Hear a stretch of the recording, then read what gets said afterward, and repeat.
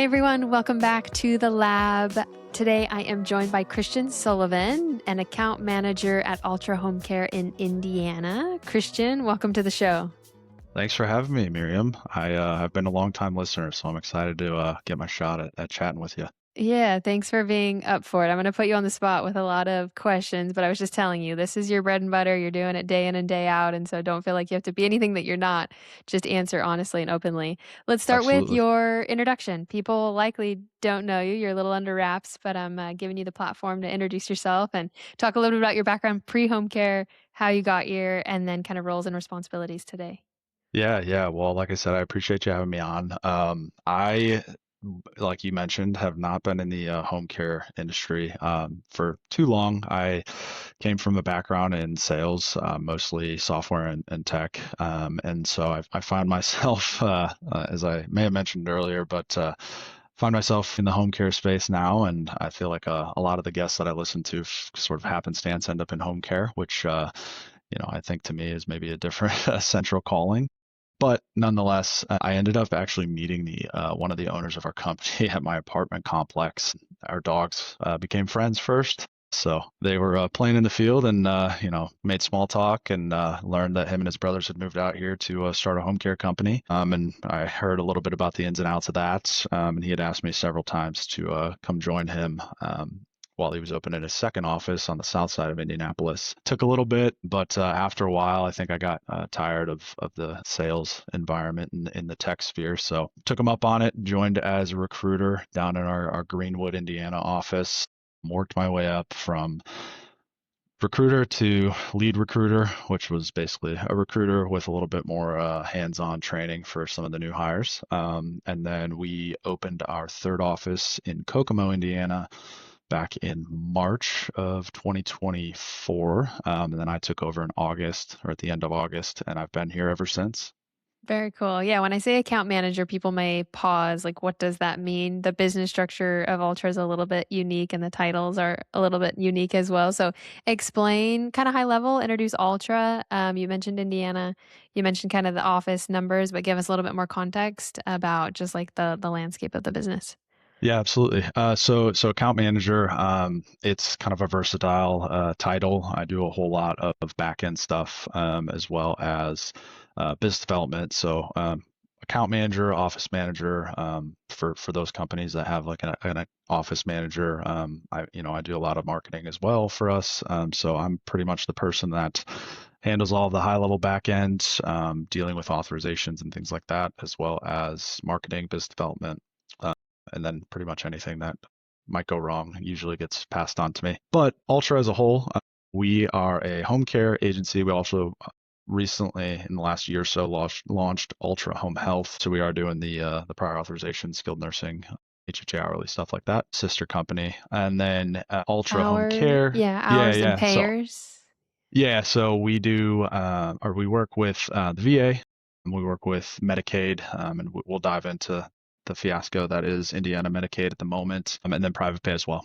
So we cover quite a few payer mixes, and then on Medicaid specifically, we have the Pathways for Aging program, which is pretty much anybody 60 and older. Then we have the health and wellness waiver, which is 60 and under, and then traumatic brain injury waiver as well. So those that have a TBI, we can assist with as well. And is Medicaid your primary payer source, or if you had to just kind of like break down private pay, VA, and Medicaid, what's kind of the payer mix breakdown? Yeah, so it varies by office. My territory, Kokomo specifically, is kind of mixed right now. We probably are 60-38 VA Medicaid split, 60 being VA actually in our area. Um, with it being a new territory in the transition to the managed care entity model, it's been a little bit slower of a go at it with the Medicaid side of things. But nonetheless, I would say as a whole, our bread and butter is definitely Medicaid, serving the Medicaid population. It's been an interesting last year and a half working with a lot of these new organizations, the big three, Anthem, United, and Humana. But it's been a fun journey, to be completely honest with you. So I enjoy it, and I'm excited to see us continue to grow. You're one of few that say they thrive in the chaos. You didn't even come from healthcare, and now here you are, like, running a Medicaid, Yeah. VA-heavy home care company in Indiana, and it's just, Hmm. like, the complexity of this industry. I wanted to ask you that, like, before you came in or when you came in, what was your initial take on just senior care in the state of Indiana? What surprised you? What worried you? What excited you? Yeah. I joined at a very interesting time because it was right off the back of the pandemic. So, a lot of people were getting a ton of services, which was, great for business. But what ended up happening pretty much a year into when I joined was that the state of Indiana reconvened and looked at their Medicaid budget, realized they had over budgeted over about $1 billion. So, come the end of what would be 2020 or the middle of 2024 when the transition actually happened, they brought on the managed care entity model, which introduced the three insurance companies managing the what used to be the Asian disabled waiver through traditional Medicaid, now called Pathways for Aging. So when I first joined, it was straight Medicaid. So you had your Asian disabled waiver, your health and wellness, and then there's a slew of other waivers underneath that. And then it was the VA, pretty cut and dry, straightforward VA home care, and then private pay as well. Yeah, so then once the switch up happened, it was basically like starting fresh, trying to figure out, who we need to be contacting, who we need to be reaching out to, how do we get more referrals? Who do we call if an authorization doesn't come through or services are being stalled by the company? So it was a big fact-finding mission to figure out who the right people to get in contact were. But like I said, I kind of enjoy the chaos a little bit. Keeps me busy, keeps me on my toes. So I've enjoyed it so far. You probably learned a lot from the owners and tapping into their expertise. What were other ways that you just educated yourself about home care in general, but then also like state specific? Like what sort of resources online or in person did you tap into just to start like accumulating all of this knowledge? Yeah, so I may be a bit of a nerd in that sense, where I actually just went through and read the FSSA handbook, which I think is, I don't know, 50 some pages PDF. Let's read is maybe a strong word. I skimmed through it and picked out some major pieces. Really because when I started as the account manager up here, a whole lot of things fall on your shoulder with compliance and making sure that billing is accurate and all that good stuff. So part of that was my own curiosity of trying to understand, like, okay, what am I supposed to be doing on a day-to-day basis at the bare minimum to make sure that we maintain compliance, and then from there I can kind of work outward, right? Because at the end of the day, it doesn't matter how many hours I have if we're out of compliance or billing's a mess. It's not like we can bill for any of that, or we won't actually get paid for it. So that was kind of where I started. Definitely leaned heavy on our owners who have been in the industry for a while, their wealth of knowledge when it comes to anything Indiana Medicaid and VA related. So they were helpful. I know our one of our other owners and our CFO has been in the industry forever. So anytime there's a little bit of turmoil in the industry, we always reach to her, and she's been incredible just in sharing how to operate and then getting out in the community. I think that is one of, if not the most valuable piece of running a home care office, is getting out and talking to the people that you're going to be servicing, talking to the people who have a vested interest in making sure that their family member or, because it's at the end of the day, it's people's aunts, uncles, moms, sisters, daughters, all of that. And that has been one of the most valuable pieces, just picking their brain, trying to see what their experience has been like. Uh, when the transition from the traditional Medicaid model to the managed care entity model happened, you kind of have to start fresh with who you're supposed to be reaching out to, as far as dealing with their insurances and everything like that. So you have to reverse engineer it a bit, talk to them, Mm. figure out who their case manager is, and then part of it is just being one, humble but curious. I think I walked into this in maybe a fresh mindset because I hadn't been in the industry for long. So I kind of was just, like I said, curious, like, oh, well, how does that work? Who am I supposed to talk to for this? How do I, what's the best way to bring up this conversation? So that has gotten me a long way just in my understanding of how everything operates. But two, I think it just shows that people, when you are genuinely interested in what people are doing on a day-to-day basis and how you can best serve the client at the end of the day, I think people tend to open up and help you as much as they can. Yeah, well said. I was just gonna say you're a few years in, keep the curiosity and the humility as long as you can, because I really do see the biggest, brightest, most successful leaders in this industry that have been at it for decades, they still have those 2 attributes, and so you have them now while you're, like, young and hungry and fresh, but as long as you can maintain those, it'll serve you. One more one-off question, and then we're gonna get Hmm. into the meat of the conversation. You started in recruiting, and now here you Hmm. are, like, branch manager, so you've basically seen it all and done it all from, like, an operation standpoint. I'm curious, which facet of the operation do you think is the most difficult? If you had to chalk it up to one thing from recruiting to billing to payroll to nursing, like, which one thing is the most difficult? Yeah. If you ask me, it depends. And I hate that answer, but it truly does depend. Depends on your territory, your market. You know, going from Indianapolis, which is greater Indianapolis, where you have, a wealth of people and kind of an endless supply of interested candidates as far as recruiting and people that potentially want to be caregivers and then people that want services go. And then you move up to Kokomo, which is, 60,000 people, maybe I think like 75,000 in the county alone. It dramatically decreases the total amount of people that you can call on and recruit to from a recruiting standpoint. So I applaud our current recruiters that are calling on a day-to-day basis. We're really doing a good job of making sure that we have enough staff to staff our current clients. I would say, man, that's tough. Well, I yeah, would say what if I break it down recruiting. to, like, sales? Because yeah, that's what you're like, sales, recruiting, and then, Mhm. like, back-end operations? Like, could you even pick one of I know it all depends, but, like, if you had to, like, say of those Yeah. 3. I would say one thing that you don't realize is how much the back end operations kind of, I don't want to say bog your day down, but it does truly, like, as you grow as an office and you have more clients, it's just more things that need to be checked, more authorizations that need to be managed on a regular basis, more clients that are calling in. It goes from a couple hundred phone calls a week to over 1,000 to, potentially 1,500 and 2,000 phone calls that our small team of 3 people in our office are handling on a day-to-day basis. So, I think it's a good problem to have growing, obviously, but the administrative burden on the back end definitely, it definitely kind of stifles a lot of the other front end efforts.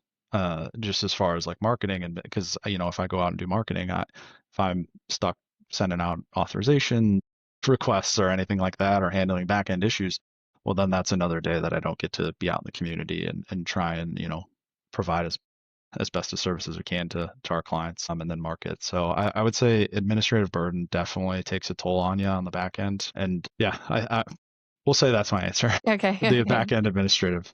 Yeah, no, that's great. I was talking to an owner yesterday in New Mexico, 7 offices, and he was talking about, like, wanting to step back.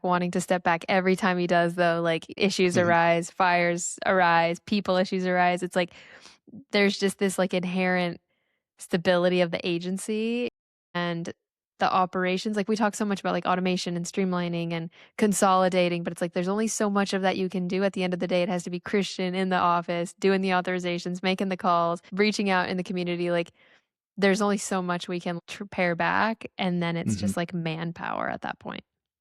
Yeah, I couldn't agree with that more. I think, this kind of goes to just a thought that I've had over the last couple months, especially as you get through the holiday season. You tend to step away from the office, you take your vacations, you're with family, and you really start to see, okay, what are the pieces of the day to day that tend to break down? And maybe it's not even that there's a fundamental issue with the system itself. Maybe it's just maybe the information, or I relay the message to internal staff on like, hey, we need to be doing things this way, and this is why. Maybe that wasn't clear at first. When you have 3 people in one office trying to grow, you kind of teeter on the point of, okay, do we need another hand in here to help out with a lot of the things? And I think we're right there on the cusp of that. But it really comes down to that ownership of like, okay, maybe there's something that I tried to explain that didn't get through to them that I could do a better job of.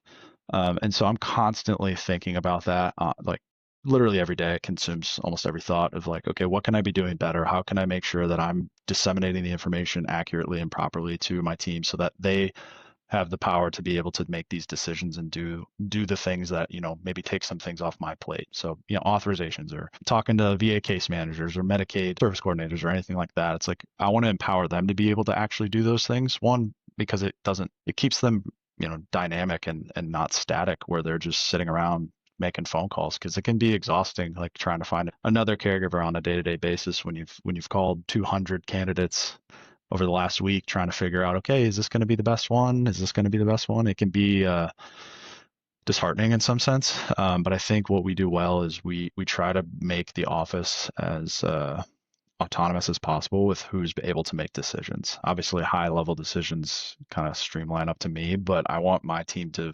feel confident that they can make a decision on a day to day basis and know that it's going to be right and accurate, and also not feel like I'm going to come down on them for any stretch of the imagination because it is a big learning experience. I learned by failing a lot, and it was helpful because I think it gave me the confidence to know, okay, this is what not to do. Yeah. Yeah, you make a lot of really good points. The way I think of it is like bi-directional, like, flow of information. When I ask you, like, what the Hmm. hardest thing is, like, maybe it's that's, like, a piece of operations is how everything fits together and how everything is communicated between the different operations. Like, I think that really is difficult, and like you said, it's, like, keeping you up every night. I think a lot of operators would say the same, is just, like, are Hmm. we communicating everything well, and is it flowing upward, downward, acrossward, to everyone Yeah, in the way that it needs to be. absolutely. Okay, let's talk about Medicaid in Indiana, and I wanna just pick your brain. It's been, yeah, an interesting, like you said, early 2024, so we're about 2 years in, but it's ever changing. There's, like, so much complexity to it, and so I just wanna, like, ask you all sorts of questions. I wanna just plug in here, though, and say, you tell me, is this conversation relevant to private pay agencies? A lot of, private pay heavy businesses might be listening to this. Do you think this is relevant to them, or should they tune out? And is this only relevant to people that are doing Medicaid or are going to do Medicaid? I think from a nuts and bolts perspective, it's probably relevant just to the people working on Medicaid. However, I do think there is a piece of it, just in the form of how we communicate with our clients and the case managers and everything like that, that can be relevant. It's not that we don't work with private pay clients because we have a lot, and in some sense they are similar to just the dynamic of the conversations that you have with them are very similar to how we communicate with service coordinators and everything like that. At the end of the day, I think keeping the client as the center of attention, meaning we're doing our best to make sure that we're providing as top notch of a service as we can to that person. The back end doesn't matter as much as long as you keep that as this at the forefront, right? So from a private pay perspective and how we communicate, I think the biggest thing is urgency. We do get a lot of calls for private pay. I think the interesting dynamic for working with Medicaid is specifically that we have to keep our reimbursement or our private pay rates at what reimbursement rate is for Medicaid. So we can't undercut Medicaid. Otherwise, they catch wind of that, then they then lower our reimbursement rate specifically to what our private pay rates are. So we end up losing a lot of business because of that, because there are other companies in the area that operate on VA and private pay only. And so I think that part of it is what it is as far as, the pricing and everything like that goes. But nonetheless, just there's one thing that I can't stress enough. And one thing that I've learned the hard way is over communication is always key, especially when you're dealing with the elderly population. I could have a conversation with someone at 9 a.m. and then by 2 p.m. they could theoretically completely forgot that we had the conversation. And so it's always like, all right, I need to make sure I double checked with the family, I double checked with the client themselves, making sure that they're aware of what's going on. Even if it's no update, a lot of times I'll call our clients just to touch base. How's it going? Hey, I don't have any updates for you. I just want to make sure everything's going well. I find that that conversation specifically ends up surfacing a lot of maybe tiny little nitpicky issues that could fester and become a bigger issue before it actually becomes that big issue. Um, so I think that going in with that mindset of just communication being the most key piece to all of this can be relevant for private pay, but as far as like the actual day-to-day nuts and bolts, it's maybe not as relevant. Yeah, that's a good answer, though. I wanted to, like, give private pay owners an out, but I think you're right. Like, a lot of the principles that we're gonna talk about are relevant across home care across senior care. And a lot of parallels, like we're going to talk about like MCOs and what that looks like. In my mind, it's very similar to like coordinators and care managers that the home care agency has themselves, and just like the dynamic of care and the communication, like you're already articulating. Mhm. Like I think there's a lot of parallels. So I just want the audience to understand, like we're going to talk Yeah. about Medicaid in Indiana, but there's going to be a lot of like principles here that do ripple across different payers and different states. So to set a little bit more context, before a couple of years ago, there was the traditional Medicaid model, which was Mhm. fee for service. The Yep. state came in and said, now we're going to go with a managed care model. Can you Correct. explain high level the well, there's going to be a lot of key differences, but the key difference with the managed care model, like what changed and how did that impact you like out of the gate? Yeah. So when I first started with the traditional Medicaid model, there were the areas of aging, your AAA, your local AAAs, right, broken down, and they had their handful of counties. And whatever counties you service, there was kind of one entity that you could go to get any kind of information that you needed, managed, NOAs, authorizations, things like that for your clients. Typically, they were pretty easy to get a hold of, usually very willing to work with you. Back in, it was, I think, July 1st of 2024 is when it actually hit, when they transitioned from that traditional model to the managed care entity model. What changed is every single member, didn't matter what county they were in or what AAA they were under, was then transitioned to one of the three major insurances that I mentioned: Humana, Anthem, and United. So it kind of consolidated a lot of the clients, and you can be, as far as communication goes, a lot of that information wasn't readily available for us. So it became a lot, like, it literally like 3 months of, hey, have you heard from your new coordinator at the United? And they're like, oh no, I haven't heard from anybody. Okay, well, your NOA is coming up for expiration, and we got to try and figure out who this is going to be. Otherwise, services are going to get lost. Now, they had provisions in place to actually make sure, there was, I don't know if it was till the end of the year or whatever the case might be, saying, hey, we're going to have the continuation of services. We're not going to let, services aren't going to lapse or anything like that. But what ended up happening is there was a wait list then for anybody that potentially was looking to get services. They were then put on this wait list. Well, with all the transition and all the administrative stuff still shaking out, the wait list was 50, 60,000 people trying to get services because they cut the list. I think it was like only 27,000. And these are, please, if you're listening, look it up on your own. Yeah. These are rough guesses because I haven't looked at the actual numbers in a long time, and it's always changing.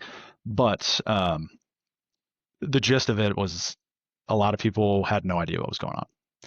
And from insider information, we were told that some of the MCEs were struggling to hire enough people to actually manage all of that, and that they were also supposed to work in tandem with the local AAAs. So the local AAA would go out and do the assessment.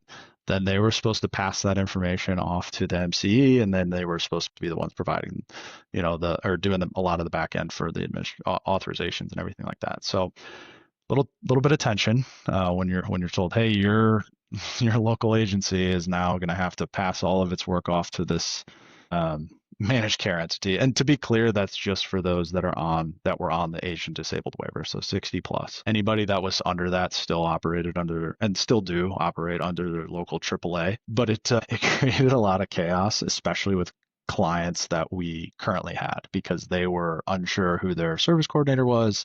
And I think one important note to make is that we see one particular part of their service, right? So I don't see what their food service looks like, what their transportation service looks like, or anything like that. I hear about it a lot, and I'm obviously empathetic towards the situation as much as I can be. I don't necessarily get to control or have a hand in any of that, but it wasn't just their home care services that were potentially jeopardized. It was also all of their other Medicaid services that were potentially jeopardized. So there was the slow transition to that, and to the credit of the state of Indiana, I think they have done their best to try and manage all of this transition. I can say with certainty that most people are not happy with the transition because it has caused more headaches than anything, but it's definitely a learning curve, and it's literally always changing. Okay, okay, a lot of questions here. So So to Sure. make sure I understand and just like kind of lay the groundwork here. So before Medicaid fee for service models, traditional Medicaid, they were paying you and you were doing, what was in like your jurisdiction. Now it's the state is paying the MCO or the MCE entity Mhm. and they're paying you and they are managing all of the care. Did you have relationships with those three companies, the MCEs, before this or no? I think as much as we tried to reach out and get as much, as network as much as possible. I think one of the writing on the wall for a lot of the case managers that were at the local AAAs were, hey, if we might need to jump ship to one of these managed care entities, otherwise we might not have a local AAA anymore. Not that I think they're going away, but they definitely shrunk the footprint that the local AAAs had. So it was beneficial for us when some of those case managers jumped ship to one of the big organizations because we were able to keep in contact with them. And in many cases, we've kept good relationships with a lot of them. So, it wasn't necessarily that we were going in completely blind. We did have some people working for these different organizations that we were able to get a little bit of insider information. But I think just the transition in general was pure chaos.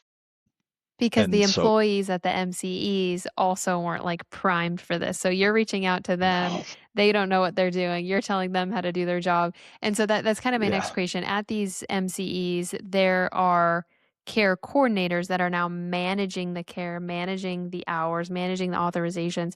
You have to go out and build individual relationships with each of those people, or is there kind of like a management layer that you build the relationship but then oversees all those care coordinators? Like, yeah, they're definitely a little bit more guarded on who gets access to them.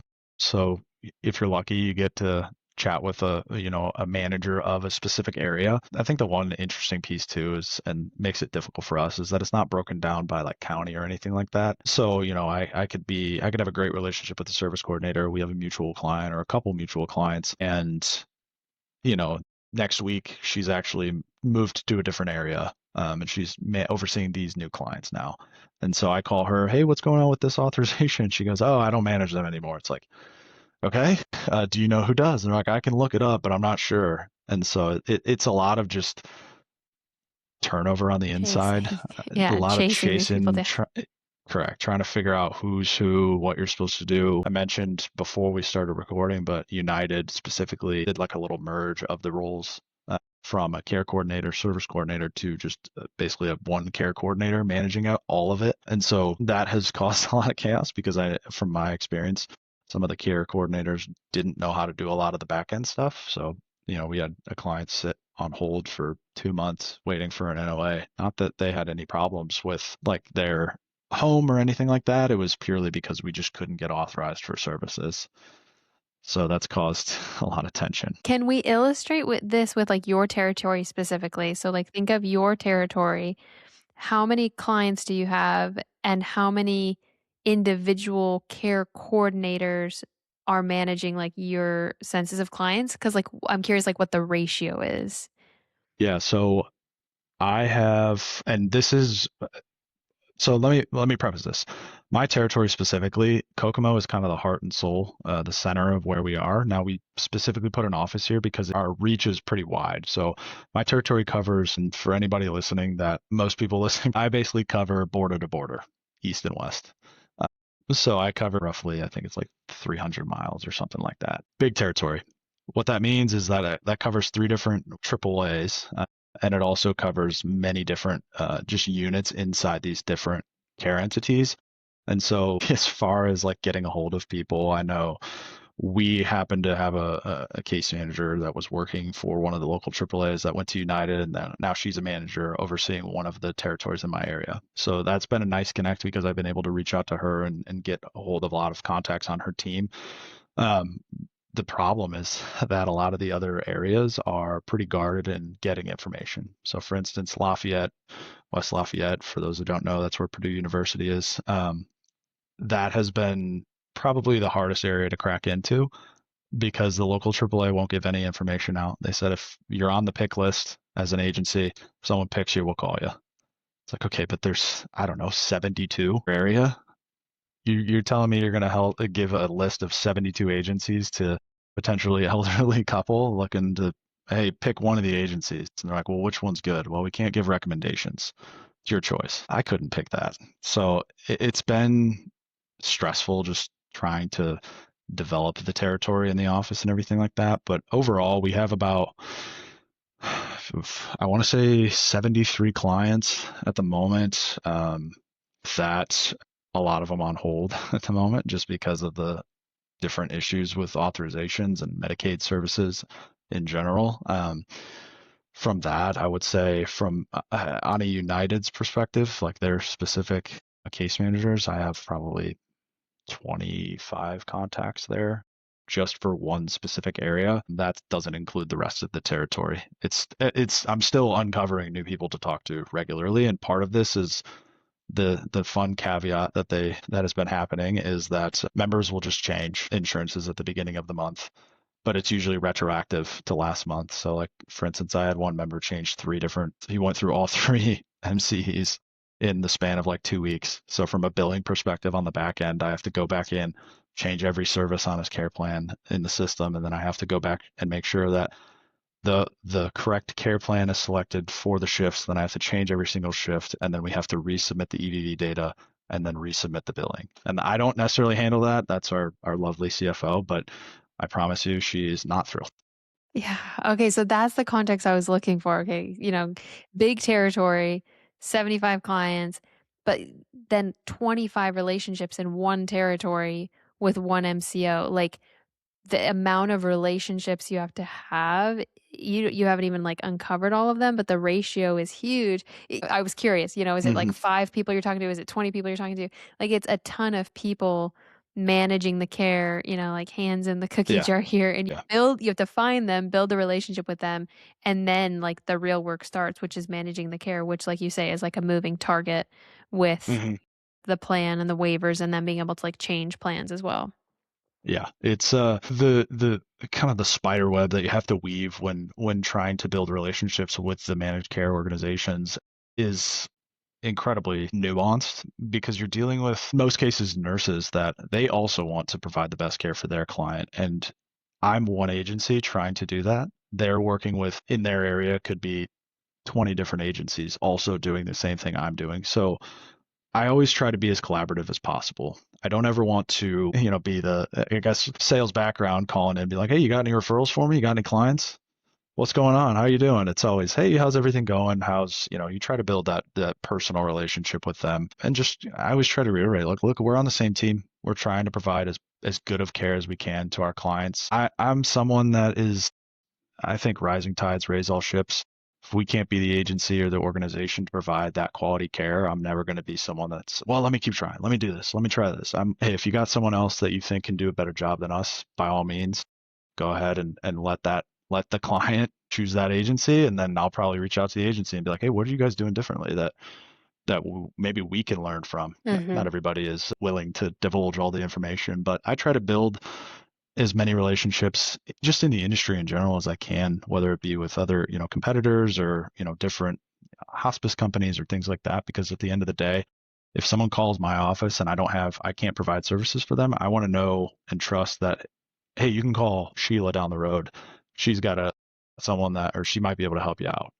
Because in my opinion, if you, like I said earlier, if you keep the client and the client's care at center of mind and know that you're trying to do the best that you can to provide them services, shouldn't matter who's doing it as long as that person's getting the best care as possible. Um, so that's why I mean it's worked well. I've been able to build a lot of relationships in the area. Grow our office to, like I said, 73 clients. We're not doing a ton of hours, mainly because the VA in the northern Indiana part of the state loves to give out like 3-hour cases, and you kind of have to take those to get the bigger ones. Hmm. So it's been interesting. The other layer is that every one of these MCs, the rates and the reimbursement rates are different, correct? There's not like a standard, and so every single case comes with kind of like its own unique rates and reimbursement rates. Yeah, it's so that's a good point, and I probably should have brought that up during this. So just before the switch to the MCs happened, Indiana changed. They basically went from attendant care services as a blanket to attendant care and home and community assistance. So Those both have two different rates. A tenant care, I believe, is 36.34. Home and community assistance 31.72 maybe. Um, and they basically transitioned from one blanket rate to two separate services. So then on an operating standpoint, you now have to, and each service has a specific tasks that you can actually provide services for. And unfortunately, and what we're seeing right now, especially as the new, I guess, rule came out with the hour by hour designation for tasks being done is okay, but what tasks are allowed during what times and how are we supposed to schedule that? Because on a schedule, it's one block of service, but the client's daily needs change. Let's say if I was a client and hey, some days I wake up and I like to sit and drink my coffee and then I don't necessarily need to get bathing assistance until later in the day, but some days I wake up and okay, I need bathing assistance that day. How is the office supposed to know, okay, what is supposed to be done on what time? So then we're scrambling to And make the sure that state is trying to control that? so the state basically came out with a mandate it was I think at the beginning of the year, basically saying we need hourly documentation of what the care plan is. So basically whatever task is completed in any string of an hour, so like from 8 to 9, what was done during that hour? Mm. From 9 to 10, what was done during that hour? It's like how are we supposed to police that? But they're not dictating what gets done in what order. For a second, I thought you were saying they dictate, bathing has to be done between 8 and 10 AM, but no, You it's just get that they wanna understand what's happening hour by hour. correct. And the MCEs, they do send like an initial care plan of like, hey, the client would like this done at this time and this done at that time. I've been there when the case managers have been there. They're not as strict as the documentation says. And again, I think a lot of it ends up just being detrimental to the client themselves because things change. If you have a client that has, let's say they have Parkinson's, some days they have good days, some days they have bad days. The good days, you might not need to do as much. You might just be kind of standing around making sure they're not falling or they're not a fall risk, or, you might help with transfers and things like that. Other days, you might need a complete transfer, like they might not be able to get up at all. So I think the dynamic of the day to day changes. And I understand the point of why they're doing the hourly documentation. I know fraud and in Medicaid specifically has been a huge topic, just kind of across the U.S. in general. And I get why they're doing it. I think practically it's incredibly difficult to enforce. They're not And then running it home care companies, they have no idea what the day-to-day exactly, application looks like. exactly. And at the end of the day, what I think it does is it just causes more administrative back end burdens for agencies. And if I'm wearing my tinfoil hat conspiratorial, I think they think that's a good thing Mhm. because a lot of the mom and pops that rely on a couple clients here and there, um, they can't afford to not be providing the service, and trying to keep up with all of the changes. It's difficult, and we're lucky we have a great support team to help with all of that. So one more question on the rates and reimbursement to make sure I understood it right. It doesn't Yeah, vary by MCE to MCE. It's just the plan and the service offering that dictates the rate. So United's not putting up rates for these services and Humana's got different rates for different services. It's just there's a rate and a reimbursement rate attached to each service and it doesn't vary by MCE. correct. I think I do remember when the MC model was being kind of introduced, there was talks at one point where depending, like you could theoretically negotiate for a rate based on outcomes of your clients. So like if we can show that we have good outcomes with our clients, we could potentially negotiate. I don't know if that's still on the books as something that they're looking to do down the road, but as of right now, it's still just you have a tenant care services, it's reimbursed at this rate. You have home and community assistance hours, it's reimbursed at this rate. Doesn't change from MCE to MCE. Now, the total amount of hours that a client gets approved for might change. I guess the big overhead kind of piece to this is that with Medicaid being payer of last resort and on the kind of the rung of the ladder, there's three big kind of key components to this. There's prior authorization, PA, home health services. Everybody's basically pushed to that first. Then there is your structured family caregiving. So do you have someone living in the home that we can just pay flat rate monthly to take care of you? Has nursing oversight. It's not as strict as PA necessarily, as far as like all the documentation, everything like that, but it's a little bit more structured. And then Medicaid, Attendant care and home and community assistance hours, I guess the Wild West is not the best way to describe it, but it's kind of similar to that, where it's typically reserved for those who don't have family close to them, as well as maybe don't have, if they do have family, they're busy, right? They have lives, they work, they do this, so they don't necessarily have someone to take care of them on a day-to-day basis.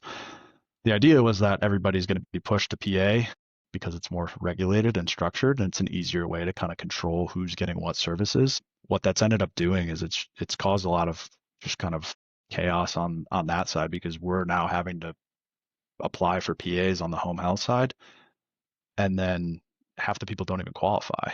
So I'll get a call, and I don't even manage any of the home health side at all. We work kind of in tandem because a lot of our clients kind of share services. But they'll say, hey, they need their hours are going to get cut on the Medicaid side or on the attendant care side because they have to have PA hours, and it's happening next month. You're like, okay. So then we have to apply for PA hours, and they go, well, they don't even qualify. And they're like, oh, you just have to show that you applied. And it's like, well, what was the point? Mm. What was the point of all of that kind of ring around the rosy just to be back where we're at now? So they are, in some cases, they are allowing, depending on the MCE, they are allowing, 40 hours of attendant care if, for instance, someone's wheelchair bound or a quadriplegic or paraplegic or something like that. But a lot of MCEs are cutting off the total amount of attendant care hours at 20, and forcing them to basically go get PA services, which is, again, more structured. You mentioned that like hierarchy, home health, then kind of like the family model, and Mhm. then the home care model, essentially like those three in that order. Who's pushing that hierarchy? Is it the MCEs or is it the state or is it like market demand or is it purely like budgetary? Again, I don't necessarily know specifics on that. If I had to guess, I would imagine it's probably the state, just Medicaid in general, the state of Indiana's Medicaid funds, specifically because of the over budgeting. They're looking for ways to more or less cut back on hours. Kind of I think, and again, I don't want to necessarily speculate on exactly what's happening, but if I had to guess, it would be, hey, we can control the very least if we're going to be funding services with PA, we know exactly what's being done, and it's being approved by a doctor, their primary care physician. With Medicaid, it's being approved, but it's, as I mentioned earlier, it's like how do you police some of that stuff? Hmm. And so that's where I see kind of the baby being thrown out with the bathwater, where a lot of people that still need the services and maybe don't have the support system, or maybe they don't necessarily have a need for home health services, but they definitely need help more than 20 hours a week. Well, in some cases you're not getting it, or you're not getting as much as you want. So we have to be creative on our end to figure out, okay, how are we going to staff this to make sure we're trying to give you the best health outcome as possible with, both hands tied behind our back. So you're about 2 years into this model. The goal is to improve the quality of care. I'm curious if you think that's happening now or will happen. Like from my perspective, it's Yeah. like there's still all this tension, there's still all this chaos. Everyone's still kind of like fumbling their way through. And I'm curious, do you think the care is already improved or will continue to improve? Um, in short, no, I don't think it's improved at all. Couple reasons for that. One, uh, I mean, again, if I'm being cynical, I've seen clients get kicked off Medicaid in general. Just, if we have a bedbound client that can't get their own mail and their Medicaid goes ineligible because he didn't fill out the paper that got sent to him in the mail, what is he supposed to do? Crawl his way to the mailbox and fill that? Like, I wish I was making that up, but I'm not making that up. I've seen that happen time and time again. Clerical errors on the Medicaid back end. They're just like, oh, sorry, you're kicked off Medicaid for right now, and we'll figure out what's going on. And then, the client's freaking out. I'm not going to get services. In some cases, some clients, they're okay, right? They may not necessarily, they'll survive. Which at the end of the day, I mean, I think it's wrong in general, but in other cases, we do have clients that completely rely on us to be there for them to help with every activity of daily living. And if we're not there, it doesn't get done. And the reality is that some of those people are losing their Medicaid, or the MCEs aren't they're not getting their authorization sent to us in time. So it's either we send the caregiver out and eat the cash on our end, and or in other cases, we're like, oh, we'll reimburse you, and then it's like, okay, cool, and then we send the caregiver out there, and then 2 weeks goes by, we finally get the NOA, and they're like, actually, we can't because something happened, and we just can't. And you're like, what are we doing? We're in a position where we're big enough to where we can, occasionally, if something like that happens, okay, but if they're strategically asking us to sacrifice 2 weeks of pay, hoping that they'll reimburse us, like what small agency is going to be able to survive that? Mhm. And the answer is none. They're all like, we've seen so many shut down specifically because of that.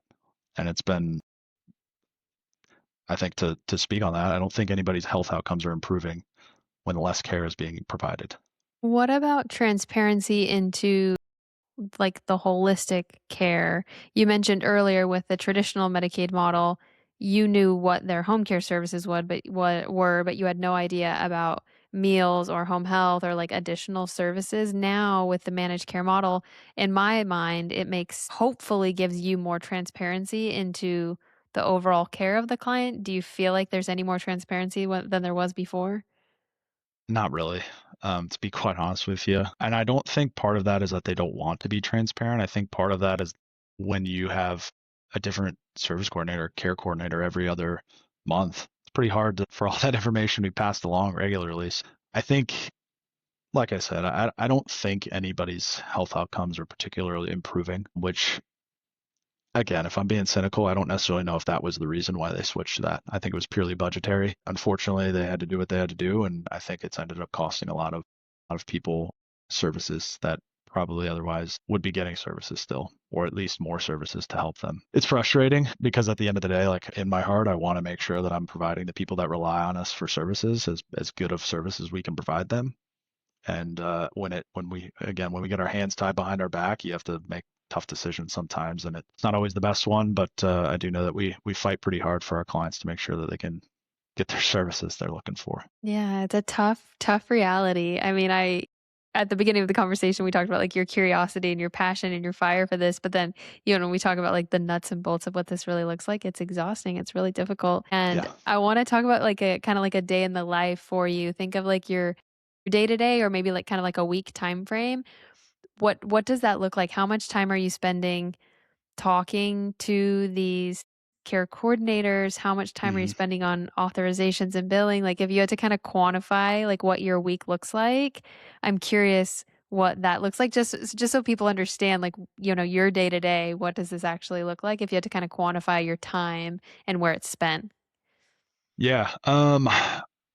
I would say right now I would say probably 60 to 70% of my time is spent just talking with clients about their services, talking with managed care entities about their services. I would say that's probably a good estimate. 60 to 70%. We'll Can you we'll break stay on that 70. down by clients and MCEs? Like even Yeah, just is that a 50-50 split or less time with clients and more time with the MCEs? I would say it's probably 60-40 care coordinators to clients. The reason being is there's only so much I can share with a client if I don't have more information. So, like I mentioned earlier, a lot of my conversations are, hey, I'm checking in. How's everything going? Any issues? No, okay.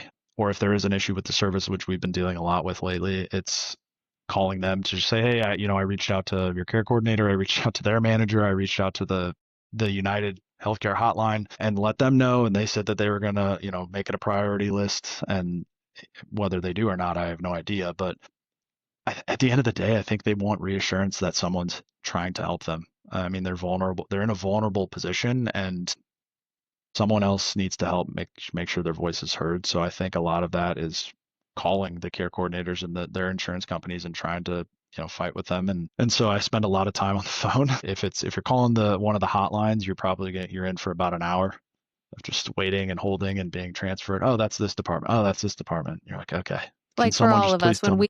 if I call, United right now, like that's my experience is similar to your experience. I guess I was hoping it's a little bit better because you have like an authority and a position that should warrant more, but Yeah. it sounds like Occasionally you'll find one person that's like, oh yeah, I'll help out with that.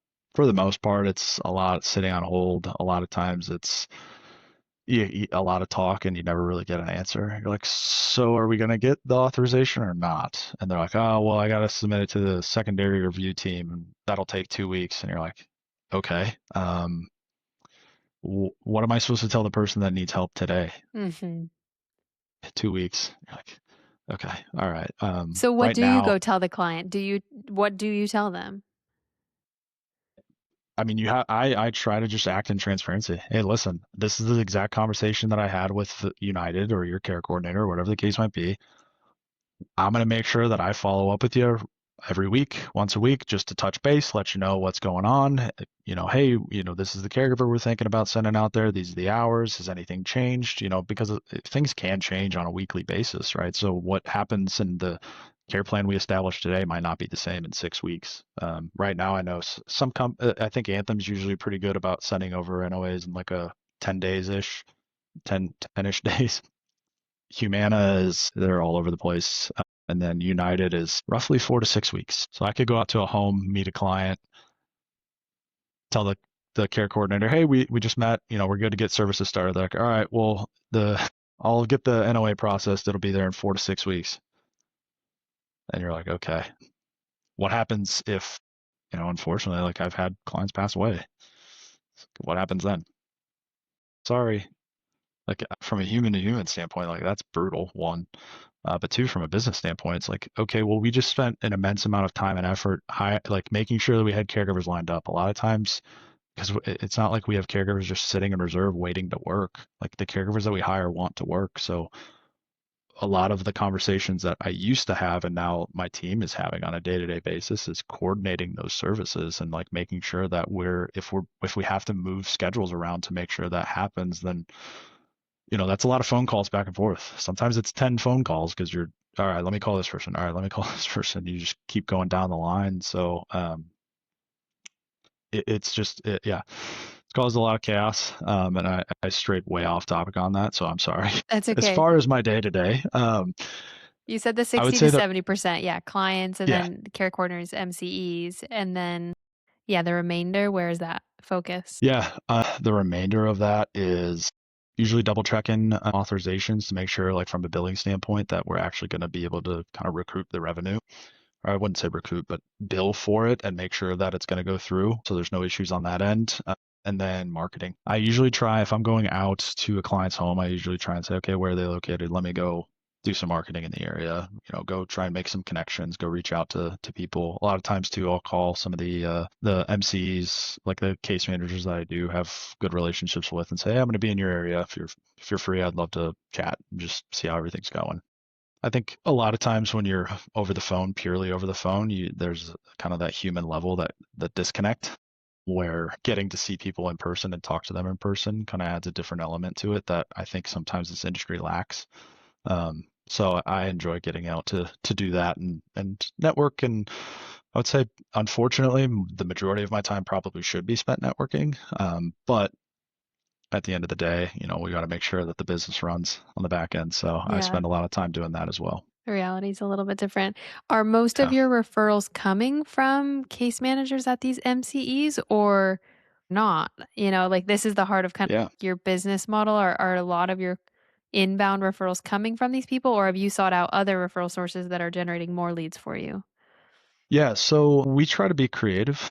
And not in the sense of, hey, we're doing this thing no one else is doing. More of like, I guess if you've ever played basketball, they always say feed the hot hand. If I'm calling on some case managers talking about services with current clients and I mention, hey, we got some caregivers in the area that are looking for some work. Do you have anybody? A lot of times they're like, oh, actually, yeah, you know what? I have this client. Or there is a bit of a delay effect, and it's hard to track because I might have a conversation with someone about a current client and say, hey, we've got some caregivers in the area that are, maybe wanting to pick up some extra hours. Do you have anybody? They say, I don't know off the top of my head, but I can look.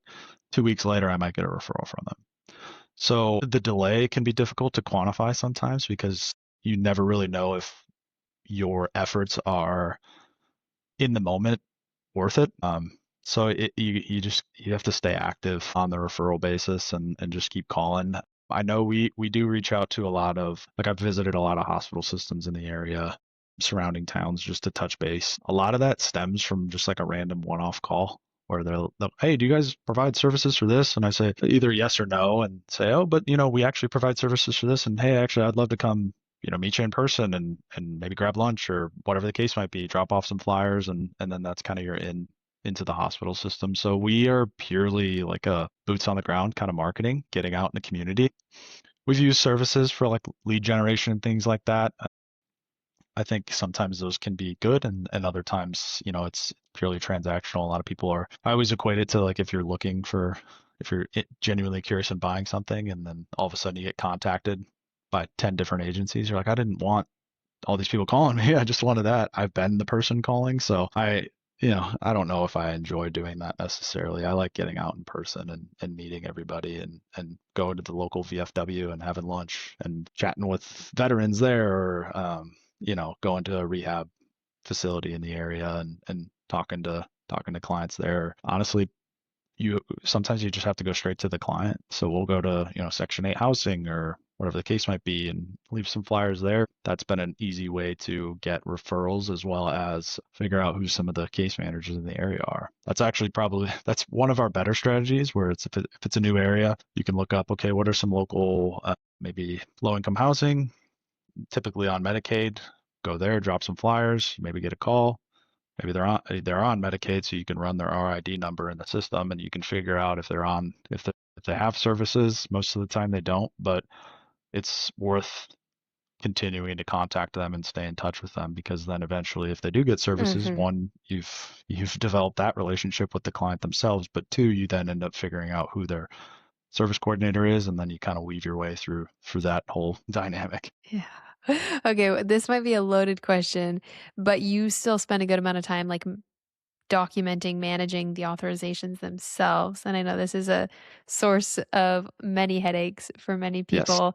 I just wanna ask, are there any unlocks that you have discovered for yourself in managing this? Like, any kinda tips, tricks, unlocks that you yourself have identified or Yeah. developed? So we use HubSpot, which might be a little out of the ordinary in the home care industry, but we use HubSpot for tracking our entire sales pipeline, like our deal pipeline, leads, and everything like that. I like it a lot because it has a very like obvious contact to lead to deal. They call it, referral, if you will. But what it allows you to do is I've created in HubSpot specifically a referral tracking tool that has allowed me to just send automated reminders either to myself or whether it be a service coordinator or anything like that, where we're actually just proactively reaching out. If nothing else, as far as like actual unlocks on like how to get the service, the authorization quicker, there's unfortunately I can't control how fast the other people work, but what I've noticed is gentle nudges here and there. I'm like, hey, this person's services are coming up for renewal. I always try and be as proactive as possible on that, so anywhere from 60 to 45 days out I'm usually reaching out to the case coordinator or this whoever it is to touch base with them about, hey, are you guys going to get, are they getting renewed, are they getting bumped in services or anything like that.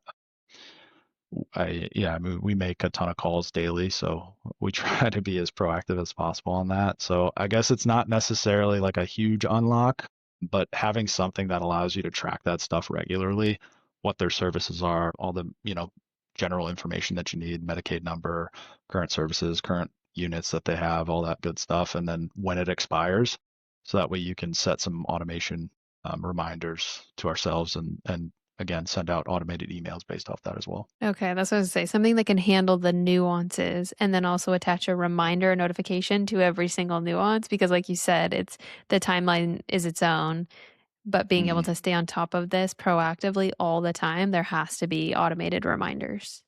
Yeah, one of the things that we've started to do a little bit too is just scheduling like monthly check-ins with each service coordinator. Because what ends up happening a lot of times is it's not a one-to-one relationship. So not one client has one service coordinator, but it's not the reverse, if that makes any sense. Mhm. So like I might have a bunch of clients, but they'll have the same service coordinator. So it's, hey, Stacy, I would love to, block off maybe 30 minutes of your time, go through what's been going on with all of our clients. These are the upcoming renewals that we have. Are they going to get renewed? Like what's, are you working on that? What's that look like? I think in this industry, and it could be different state by state, but in Indiana specifically, everybody seems to be overworked at the state level, at the managed care entity level. So if you can do anything possible to maybe take some of that workload off their plate by, even if it is just a reminder, they might not forget, or they might not remember to do that. So if you can kind of bump it to top of mind, then usually it's like whatever's right in front of you gets done. So I think just being proactive has been the biggest kind of unlock for making sure that that can happen. And unfortunately, I've seen the opposite side of that where I'm not proactive, and I just kind of assume that the case manager's got it handled, and all of a sudden it's 3 weeks and no NOA. Yeah, and then when you get that time with them trying to, like, brighten their day a little bit, I know that's cliche, but like Yeah, you said, they're exhausted, overworked, and so if you do get that time with them, like, making it a yeah, little bit lighthearted and enjoyable and trying to, like, lighten their day, lighten their load, but yeah, also, like, brighten their day at the same time. yeah. They're human too. They love to converse, and a lot of times when you're inundated with a ton of things that you got to be doing, a nice little 5 minute vent session might be what's needed. And a lot of times that usually goes a long way, even if I don't say anything. It's just an ear to listen is sometimes the best sort of trick that you have. Yeah, well, this has been super eye-opening to me, honestly, Christian, like, you are doing this day in and day out, and it's intense and exhausting, talk about the people at the state level, like even you, getting up Hmm. and doing this every single day, but for the good of the clients, like I can feel that and sense that from you and everyone in this industry, like there has to be that heart and that passion or else none of this would be worth it at the end of the day and I can sense Hmm. that from you. I guess my last question is like despite all of the challenges and the day-to-day grind that you're on, like what keeps you grounded and motivated and moving forward? Yeah, I mean, it might not be a surprise, but working with the clients, I think everybody can relate to it because everybody probably has grandparents or had grandparents at one point where it sounds cliche, but like if you kind of operate under that method or like thought process, it truly does kind of give you that extra little fire to make things happen. And so, I've it's the conversation that you have with someone when you've been able to work through a hard situation with them, and they end up better on the other side because of it. For instance, like if we're going through NOA issues and we're trying to get services, what I've noticed a lot of times is a lot of our clients maybe don't have family that they're talking to on a regular basis. So you got to put yourself in their shoes, and they might be sitting in their house by themselves wondering what's going on.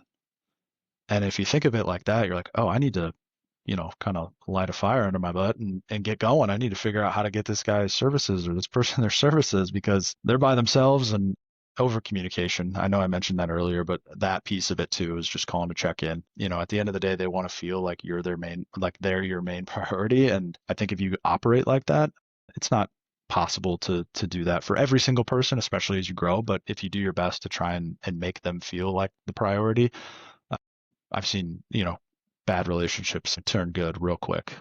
And so I think that is kind of the thing that keeps me going is knowing that there's a true impact. I talked about coming from tech sales in the past, and at the end of the day, you don't land the deal, whatever. They go home, everybody goes home. It is what it is. Here it's the day-to-day activity that I have has a major impact on someone's life and their well-being. And so that is something that keeps me going on a day-to-day basis for sure. Yeah. Wow. Well said. This managed care model isn't going away anytime soon. And Unfortunately not. so you just have to kind of like grin and bear it. I guess I'm just curious where your head's at for this year. What are you going to double down on? Where are you going to try and improve in this chaotic model? Yeah, that's a great question. And one that frankly, I don't think about a whole lot. I think you show up on a day-to-day basis, and, if you think about it as like a board game, if the rules change, the objective doesn't. It's just how you get to the objective. And at the end of the day, like if my objective is making sure that all of our clients get the best care, if the rules change, now it's on me to figure out how to make sure that they can continue to get the best care. So, as much as it is a pain for me, I feel like I'm someone that can bear that burden for the sake of making sure that our clients are getting the best services. And I don't want to sound like some sort of sacrificial hero by any stretch of the imagination, but like I don't know. I try not to think about it too much because it can be daunting and overwhelming, and I drive about an hour or so into the office every day, so I get a lot of time to decompress after at the end of the day, and a lot of those are some dark thoughts about all the things that went wrong. But the good news is the next day I get an hour to get ready to come into the office, and all that goes out the window because there's a service that I'm people are relying on me to provide, not me going out to the homes, but relying on me to coordinate more or less. So that's kind of what where my head's at, and whatever's going to change is going to change. It's not the first time, it won't be the last. So it's just on me to be flexible and figure out how we're going to operate moving forward. I really like that. The objective doesn't change even if the rules do. Like, that's a Yeah. really good, like, motto to live by. That was well said. Well, Christian, thank you for joining Thanks. me in the lab and being open and transparent and vulnerable. Like, I know it almost feels like there's been, like, a heaviness to the conversation, but I think that's the reality of, like, what you're up against, and so I Yeah. feel like you've done a great job answering these questions, like, openly, honestly, and people have kind of, like, a look into what this is like. And also for other Medicaid providers out there listening to this, like, we have to lean on each other, we have to not be doing this difficult work in silos, but reaching out to other providers, picking each other's brains, lifting each other up, even despite the heaviness. So thank you for Hmm. being an example of that, Christian. Yeah, I appreciate you having me on. It's been a blast.